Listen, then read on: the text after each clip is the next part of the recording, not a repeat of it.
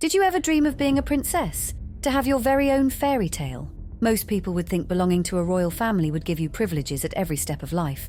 But what if we told you there is an extremely dark side to being a princess? Many people have speculated about these princesses, but what happened to them? And where are they now? Sometimes, despite having the money and the talents, life still doesn't give you everything you want. In this video, we will reveal the disturbing side of Dubai's royal families. Middle Eastern countries are known for their monarchic government, which goes beyond politics. Let's take a deeper look at their family affairs. Sheikh Mohammed bin Rashid Al Maktoum has been among the most influential men for almost 2 decades. By the age of 30, he was already the talk of the town because of his unusual life choices. He was tied in matrimony with his cousin, Sheikha Hind. She's the only wife of his who stays consistent with her role. Sheikh made it his habit to break off his relationship with the women and leave the children to Sheikha Hind. His most profiled marriage, which was more of an alliance, was with Haya bint Hussein, a born princess to the King of Jordan. King Hussein believed that his daughter was a source of bringing in new connections for him, and Sheikh Al Maktoum made that happen very conveniently. The marriage couldn't work out. Sheikha Haya felt unsafe after seeing how the castle princesses were treated. The matter was brought to court when she sought asylum for herself and the other 2 princesses of the sheikh. She claimed that the sheikh was allegedly trying to marry his 12-year-old daughter to the Crown Prince of Saudi Arabia, who is an alleged murderer. This couldn't be proved in court. Things started to go south when Princess Haya raised concerns about his daughter, Princess Latifa. Princess Shamsa. Princess Shamsa is the sheikh's daughter with Huria Ahmed. Shamsa lived a life that most people would kill to have, but all she ever wanted was to move out and get a degree. Now, most people might think that she could do that quite easily, but they tend to forget that even castles have dungeons. She was never happy with her life. She had all of the resources needed to move. With her talents, it took her a single try to get into Cambridge, but the family refused to let her go. In August 2000, Princess Shamsa took a drastic step, escaped from her family, and fled to achieve her dream of studying at Cambridge. But within a few weeks of her much-anticipated freedom, she was kidnapped from the very streets of Cambridge. She was then brought back to Dubai in a private jet. Some might think that this ends her matter since she is back in the palace, but her father wanted to punish her for defying him. Princess Shamsa was then imprisoned for 8 years, where she was drugged and beaten daily. As per speculation, she was released after almost 8 years, and she was nothing like the Princess Shamsa that people knew. Her young, aspiring soul was long gone, and all that remained was just a mind without a soul. The horror doesn't end here. Watch till the end to know more about these tragic fairy tales. Princess Latifa. With Princess Shamsa's punishment, we believe that the sheikh wanted to instill terror in his family, but that was opposed when, a few years later, Princess Latifa followed in her sister's footsteps. Latifa's nightmare started when, in February 2018, she brought her plans to action with her best friend, Tina, and tried to escape UAE.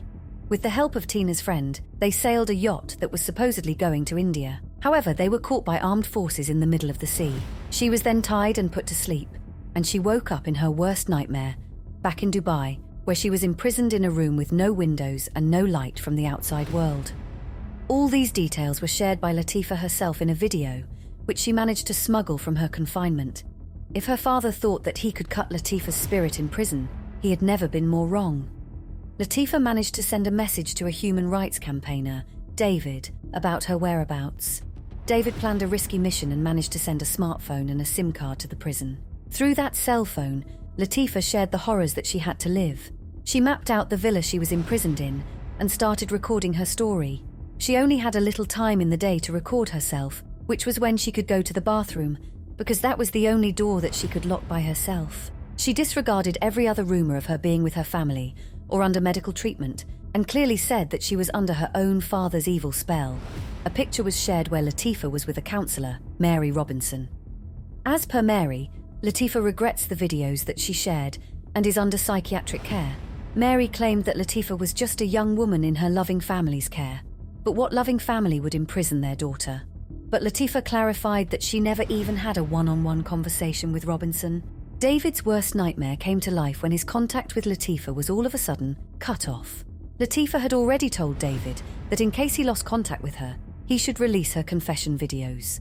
As per the last statement of her family, Latifa is in the care of her family and medical professionals and will step back into public life when the right time arrives.